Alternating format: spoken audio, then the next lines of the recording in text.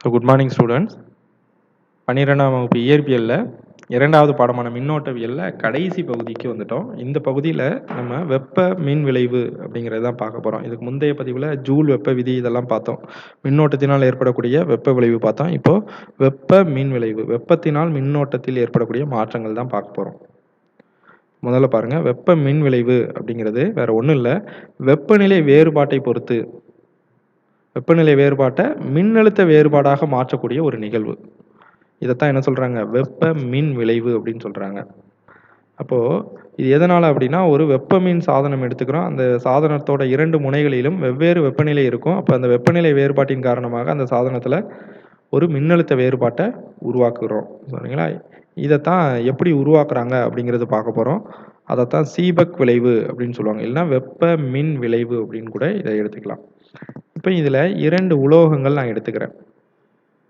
சரிங்களா? 2 உலோகங்கள், வெவ்வேறு உலோகங்களாக இருக்கணும். இது காப்பராக எடுத்துக்க, அதாவது தாமிரம் கம்பி, இது வந்து இரும்பு கம்பி. இந்த மாதிரி 2 கம்பிகளை எடுத்துக்கிறோம்.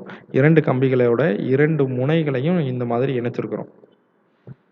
இதில் ஒரு கேல்வனாமீட்டர் இணைப்பு இருக்குது.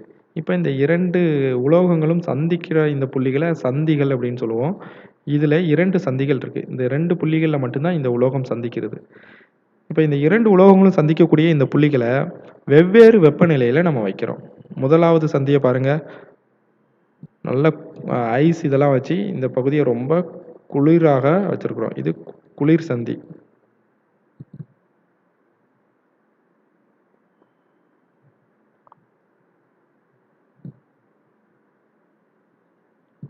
இது குளிர் சந்தி.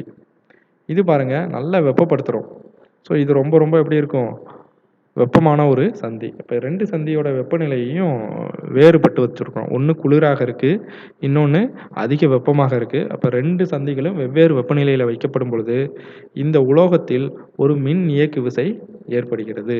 இது யார் கண்டுபிடிக்கிறா அப்படின்னா, சீபெக் அப்படிங்கிறவர் தான் முதல்ல கண்டுபிடிக்கிறாரு. இப்போ இந்த மின் இயக்கு விசையினால் ஒரு மின்னோட்டம் இந்த சுவிட்சில் பாய்கிறது. இந்த மின்னோட்டத்துக்கு பேர் வெப்ப மின்னோட்டம் அப்படின்னு சொல்கிறாங்க. அடுத்ததாக இந்த 2 உலோகங்களை இப்படி இணைச்சிருக்கக்கூடிய இந்த அமைப்பை என்ன சொல்லுவோம் அப்படின்னா, வெப்ப மின் இரட்டை அப்படின்னு சொல்லுவோம், தெர்மோகப்பிள். இதைத்தான் நீங்கள் படத்தில் பார்க்குறீங்க. சரிங்களா? இது உலோகம் ஏ, உலோகம் பி, ரெண்டையும் என்ன பண்ணுறோம், வெவ்வேறு வெப்பநிலையில் வைக்கப்படும் பொழுது அவற்றிற்கிடையே ஒரு மின்னழுத்த வேறுபாடு ஏற்பட்டு வெப்ப மின்னோட்டம் பாய்கிறது. இதுக்கு பேர் தான் சீபெக் விளைவு. அப்போ இங்கே நம்ம இன்புட்டாக என்ன பண்ணுறோம் அப்படின்னா, மின்னோட்ட வெப்பநிலை வேறுபாடு தான் உருவாக்குறோம். அது மின்னழுத்த வேறுபாடாக மாற்றப்படுகிறது அப்படிங்கிறத இதிலிருந்து நம்ம தெரிஞ்சுக்கலாம். இப்போ இந்த சீபெக் விளைவில் சந்திகளை இடமாற்றம் பண்ணுறேன். குளிர் சந்தியையும் வெப்ப சந்தியையும் இடமாற்றம் பண்ணும் பொழுது பாயும் மின்னோட்டத்தோட திசையும் என்ன ஆகுது, மாறுகிறது.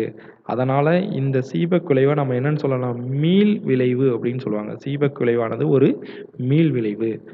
அடுத்ததாக இந்த வெப்ப மின்னிரட்டையில் தோன்றக்கூடிய மின் இயக்கு விசையோட எண் மதிப்பு, இந்த வியோட எண் மதிப்பு எதுக்கு நேர்த்தகவலெல்லாம் அமையும் அப்படின்னா, இதில் இடம்பெறக்கூடிய உலோகங்களின் தன்மை, அது முதல்ல. அடுத்ததாக இந்த 2 சந்திகளுக்கு இடையே உள்ள வெப்பநிலை வேறுபாட்டை பொறுத்தும் அங்கே உருவாகக்கூடிய வெப்ப மின்னியக்கு விசையோட மதிப்பு அதிகரிக்கும். சரிங்களா? இந்த சீபெக் விளைவை நம்ம எங்கெல்லாம் பயன்படுத்துகிறோம், அதோட பயன்பாடுகள் பார்க்கலாம். சீபெக் விளைவுன்னு சொல்லும் பொழுது முதல்ல எங்கே பயன்படுத்துகிறாங்க அப்படின்னா, வெப்ப மின்னியற்றிகளில் பயன்படுத்துகிறாங்க. இப்போ இந்த வெப்ப மின்னியற்றிகள் எங்கெல்லாம் பயன்படுத்துகிறாங்கன்னா, மின் உற்பத்தி நிலையில் வீணாகும் வெப்ப ஆற்றலை மின்னாற்றலாக மாற்றப்படுகிறது. அதாவது வெப்ப மின்னியற்றி அப்படிங்கிறது எப்படி இருக்கும் அப்படின்னா, 2 வெவ்வேறு வெப்பநிலைகள் இருக்கக்கூடிய 2 வெவ்வேறு வெப்பநிலைகள் இருக்கக்கூடிய 2 சந்திகளில் இந்த மாதிரி வெப்ப மின்னிரட்டையை வைக்கப்படும் பொழுது நமக்கு அதிலிருந்து மின்னாற்றல் கிடைக்கிது. ஏன்னா இதில் பார்த்தீங்க அப்படின்னா, மின் உற்பத்தி நிலையங்களில் அதிக அளவு வெப்ப ஆற்றல் வீணாக்கப்படும். அந்த வெப்ப ஆற்றலை பயன்படுத்தி இந்த மாதிரி மின்சாரத்தை தயாரிக்கிறாங்க. அடுத்ததாக தானியங்கி வாகனங்களில் எரிபொருள் பயனுறு திறனை அதிகரிக்க பயன்படும் தானியங்கி வெப்ப மின்னியற்றிகளில் பயன்படுத்தப்படுகிறது. அதாவது அதோட ஃபியூவல் கன்சம்ஷனை அதிகரிப்பதற்காக வெப்ப மின்னியற்றியை பயன்படுத்துகிறாங்க. அடுத்ததா வெப்ப மின் இரட்டை மற்றும் வெப்ப மின் இரட்டை அடுக்குகளில் பயன்படுத்தப்படும் பொருட்களுக்கிடையே உள்ள வெப்பநிலை வேறுபாட்டை அளவிட சீபெக் விளைவு பயன்படுத்துகிறது. அதாவது ஒரு வெப்பநிலை வேறுபாட்டை அளவிடக்கூடிய கருவிகள்லையும், அதுக்கு பேர் வெப்ப மின் இரட்டைன்னு சொல்லுவாங்க. வெப்ப கதிர்வீச்சை அளவிடும் கருவி. அந்த கருவிகள்லையும் இந்த சீபெக் விளைவுங்கிறது பயன்படுகிறது. இதெல்லாம் தான் சீபெக் விளைவோட பயன்பாடுகள். அடுத்ததா சீபெக் விளைவோட அப்படியே தலைகீழியாக ஒரு விளைவு இருக்கு. அந்த விளைவு தான் பார்க்க போறோம். அது என்னன்னா பெல்டியர் விளைவு.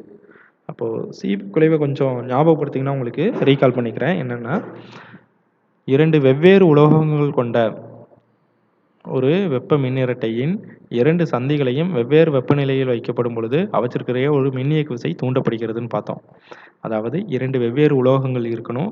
அந்த உலோகங்களின் சந்திகளை 2 வெவ்வேறு வெப்பநிலைகளில் வைக்கணும். வைக்கும்போது அதில் மின்னோட்டம் நமக்கு பாய்கிறது அப்படின்னு சொல்லி பார்த்தோம். இங்கே பெல்டியர் விளைவில் அப்படியே தலைகீழாக எடுத்துக்கிறோம். என்ன அப்படின்னா, ஒரு 2 வெவ்வேறு உலோகங்கள் கொண்ட ஒரு வெப்ப மின்னிரட்டை எடுத்து அவற்றிற்கிடையே நாமளாக என்ன பண்ணுறோம், ஒரு மின்கலனை பயன்படுத்தி மின்னோட்டத்தை ஏற்படுத்துகிறோம். சரிங்களா?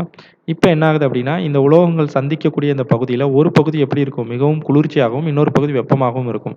இப்போ குளிர்ச்சியான பகுதியில் உள்ள இருக்கக்கூடிய வெப்பம் எல்லாம் என்ன ஆகுது, உட்கவரப்படுகிறது. அதனால் இந்த பகுதி குளிர்ச்சியாகவும், மற்றொரு பகுதியில் வெப்பம் வெளியிடப்படுகிறது. அதனால் இது வெப்பமாகவும் காணப்படுகிறது. இதை தான் பெல்டியர் விளைவுன்னு சொல்கிறோம். இந்த பெல்டியர் விளைவானது சீபெக் விளைவின் தலைகீழி அப்படின்னு சொல்லி கூட நம்ம எடுத்துக்கலாம். இப்போ இதுக்கான டெஃபினேஷன் பாருங்கள். வெப்ப மின்னிரட்டையுடன் கூடிய மின் சுற்றில் மின்னோட்டத்தை செலுத்தும் பொழுது ஒரு சந்தியில் வெப்பம் வெளிப்படுதலும் மற்றொரு பகுதியில் வெப்பம் உட்கவருதலும் நடைபெறுகிறது. இந்த விளைவை தான் என்ன சொல்கிறாங்க, பெல்டியர் விளைவு அப்படின்னு சொல்லி எடுத்துக்கிறாங்க. இப்போ இந்த பெல்டியர் விளைவில் நம்ம என்னென்ன உலோகங்கள் எடுத்துக்கிறோம்னா, அதே மாதிரி தாமிரமும் இரும்பும் எடுத்துக்கிறோம். சரிங்களா? காப்பர், அயன் எடுத்துக்கிறோம். இப்போ இதில் ஏபி ரெண்டுமே சம வெப்பநிலையில் தான் இருக்குது முதல்ல. இப்போ நான் என்ன பண்ணுறேன், இது வழியாக மின்னோட்டத்தை செலுத்தும் பொழுது ஏ பகுதியில் வந்து மின்னோட்டமாக வந்து தாமிரத்திலிருந்து எதுக்கு பாயுது, இரும்புக்கு பாயுது. பியில் வந்து இரும்புல இருந்து தாமிரத்துக்கு பாயுது. இந்த மாதிரி இருக்குது. அப்போது ஏ என்கிற பகுதியானது எப்படி இருக்குது, குளிர்ச்சியாகவும் பிங்கிற பகுதி வெப்பமாகவும் காணப்படுகிறது. இப்போ இதில் மின்னோட்டத்தின் திசையை மாற்றப்படும் பொழுது ஏ பகுதி வெப்பமாகவும் பி பகுதி குளிர்ச்சியாகவும் காணப்படுகிறது. எனவே பெல்டியர் விளைவு தான் ஒரு மீள் விளைவு தான் அப்படின்னு சொல்லி கொடுத்துருக்குறாங்க. இப்போ இதுக்கு அடுத்ததாக மூன்றாவதாக நம்ம ஒரு விளைவு பார்க்க போகிறோம். என்ன அப்படின்னா தாம்சன் விளைவு. இப்போ இந்த தாம்சன் விளைவில் பாருங்கள் என்னெல்லாம் பண்ணணும் அப்படின்னா, ஒரு கடத்தியோட இரு புள்ளிகளை வெவ்வேறு வெப்பநிலைகளில் வச்சுக்கணும். இப்போ இதான் ஒரு கடத்தி. இந்த கடத்தி நம்ம சீரற்ற முறையில் வெப்பப்படுத்துகிறோம். மையத்தில் மட்டும்தான் வெப்பப்படுத்துகிறோம். அப்போ இந்த கடத்தி முழுவதும் எப்படி இருக்கும், ஒரு சீரற்ற முறையில் வெப்பப்படுத்தப்படுகிறது. அப்போ ஒவ்வொரு புள்ளியிலையும் வெப்பநிலை வேறுபடும். அப்போது இந்த மாதிரி ஒரே கடத்தியில் 2 புள்ளிகள் வெவ்வேறு வெப்பநிலையில் இருக்கப்படும் பொழுது இந்த 2 புள்ளிகளுக்கு இடையே உள்ள எலக்ட்ரான் அடர்த்தி என்னாகும், வேறுபடுகிறது. இப்போ எலக்ட்ரான் அடர்த்தி வேறுபடும் பொழுது அவற்றிற்கிடையே ஒரு மின்னழுத்த வேறுபாடு உருவாக்கப்படுகிறது அப்படிங்கிறத தாம்சன் கண்டுபிடிக்கிறாரு. இதைத்தான் என்ன சொல்கிறோம், தாம்சன் விளைவு அப்படின்னு சொல்கிறோம். தாம்சன் விளைவு 2 விதமான விளைவுகள் இருக்குது. நேர்குறி தாம்சன் விளைவு, எதிர்குறி தாம்சன் விளைவு அப்படின்னு சொல்லி இருக்கு. முதல்ல நேர்குறி தாம்சன் விளைவுனா என்ன அப்படின்னு சொல்லி பார்க்கலாம். இப்போ நான் என்ன பண்ணுறேன் அப்படின்னா, இது ஒரு தாமிர தண்டு எடுத்துக்கிறேன். இதோட மைய புள்ளியில் மட்டும்தான் என்ன பண்ணுறோம், வெப்பப்படுத்துகிறோம். இந்த பகுதியை தான் வெப்பப்படுத்துகிறேன். வெப்பப்படுத்திட்டு இருக்கும்போது இந்த தாமிர தண்டு வழியாக என்ன பண்ணுறோம், ஏபி இது இந்த டைரக்ஷனில் ஏலேருந்து பி வழியாக ஒரு மின்னோட்டத்தை செலுத்துகிறோம். அப்போது சி என்கிற புள்ளி எப்படி இருக்கும் அப்படின்னா உயர் மின்னழுத்தத்தில் இருக்கும். சரிங்களா?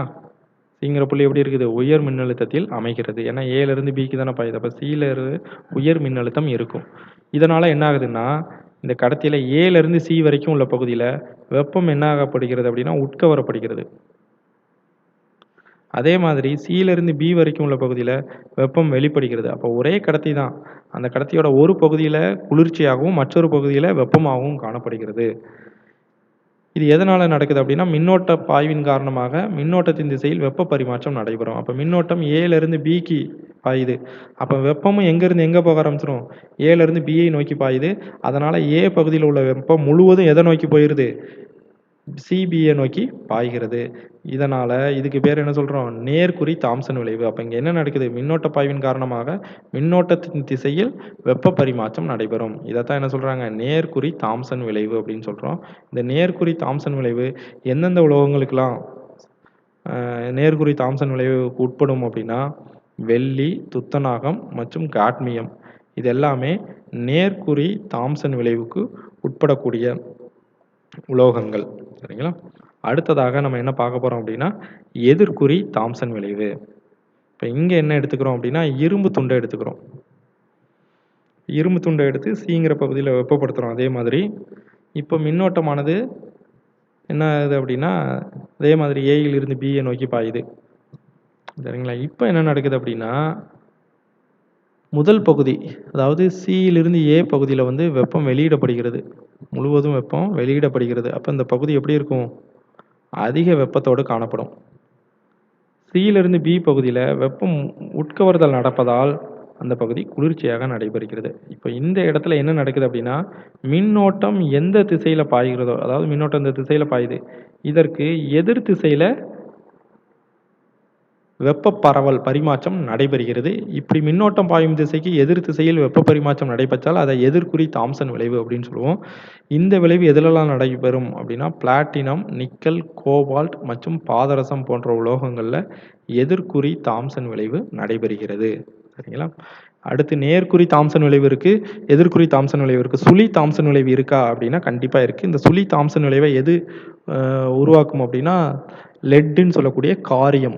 இந்த காரியத்துக்கு வந்து நேர்குறியும் கிடையாது, எதிர்குறியும் கிடையாது, சுழி தாம்சன் விளைவை பெற்றிருக்கும். சரிங்களா? இதோட நமக்கு இந்த 2வது பாடமான மின்னோட்டவியல் முடிகிறது. சரிங்களா? அப்போ இந்த பாடத்தில் என்னெல்லாம் நம்ம படித்தோம் அப்படின்னா மின்னோட்டம் அப்படின்னா என்ன, அடுத்து மின்னழுத்த வேறுபாடு, ஒரு கடத்தியில் மின்னோட்டத்தோட நுண்மாதிரி கொள்கை எல்லாம் படித்தோம். ஓம் விதி, மின் தடையாக்கிகள் பார்த்தோம். அது பக்க இணைப்பில் தொடர் இணைப்பில் இணைக்கப்பட்டிருக்கும் போது தொகுபயன் மின்தடையை பார்த்தோம். கார்பன் மின்தடையாக்கிகளோட நிற குறியீடை பற்றி பார்த்தோம். சரிங்களா? மின்தடை வெப்பநிலை எண், அதே போல் அடுத்து கிர்ச்சாஃப் விதிகள் பார்த்தோம்.